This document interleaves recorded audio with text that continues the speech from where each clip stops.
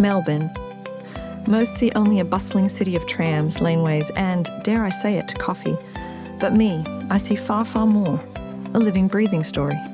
And if you slow down just enough, you'll notice the whispers it leaves behind too.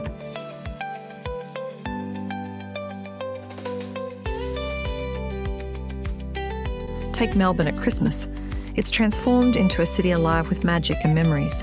And amidst the buzz of the season, there's one place where time feels like it slows just enough to make you stop and marvel.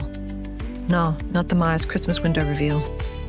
I'm the urban wanderer, and today we're stepping inside one of Melbourne's hidden treasures, 333 Collins Street.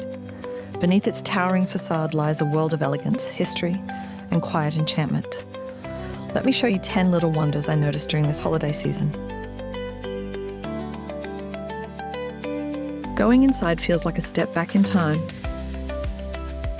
These arches, the gold embellishments, they're all about making a statement. And here's something curious. This site has been home to many over the years, including being the first headquarters of the Commercial Bank of Australia. Every layer of this space tells a story. Now look up. This is what makes 333 Collins Street truly breathtaking.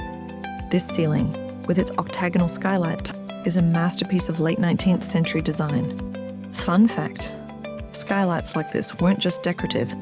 They were designed to maximize natural light in a time before electricity was widespread. Here, the effect is magical, making you feel like you're in a modern cathedral of commerce.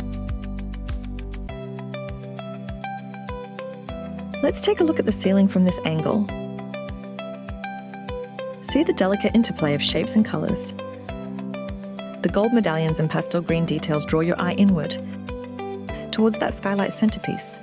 It's a reminder that every detail here was crafted to inspire awe, blending art and architecture seamlessly. Down this hall, a garland of wreaths leads the way. The polished floors reflect light like a mirror, creating a doubled sense of elegance. This part of the building is a perfect mix of modern celebration and timeless grandeur. Did you know that Collins Street was once called the Golden Mile due to its opulent buildings?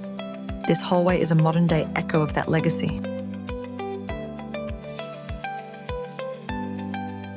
Victorian architects loved incorporating these playful figures as symbols of joy and celebration. In a place like 333 Collins Street, it's a delightful contrast to the building's otherwise formal grandeur.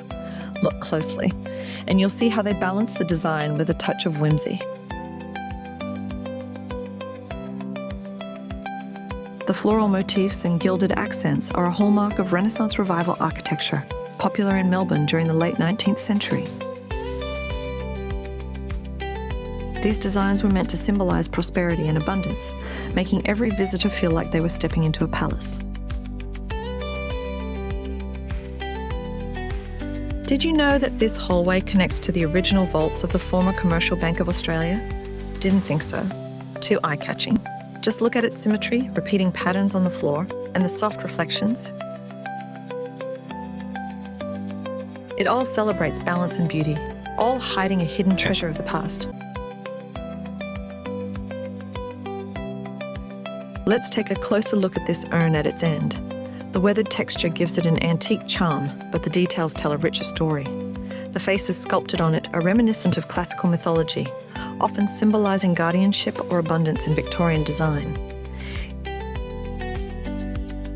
It's fascinating to think of these urns as silent witnesses to Melbourne's evolving landscape, an unchanging piece of art in a constantly moving city. And right in the heart of 333 Collins Street stands this grand Christmas tree, a beacon of festive cheer, framed by luxury and craftsmanship. The glow off this tree feels like a reflection of the building's history, and those cherubs at its feet. They're a nod to Victorian-era design, where such figures often symbolized innocence and celebration. Did we just step into a Victorian Christmas card?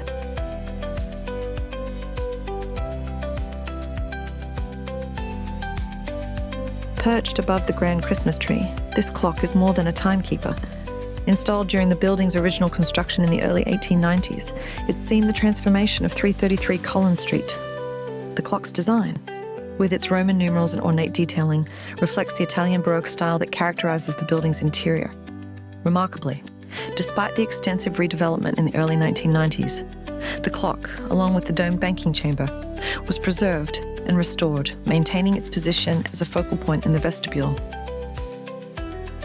It's a silent witness to over a century of Melbourne's history, ticking away as the city evolves around it. Well, that's all for now. Thanks for wandering with me today. Remember, the beauty of Melbourne is in the details, so take a closer look and you might just notice something extraordinary. Have a favourite hidden gem? Pop it in the comments. Until next time, keep your eyes open and your curiosity alive.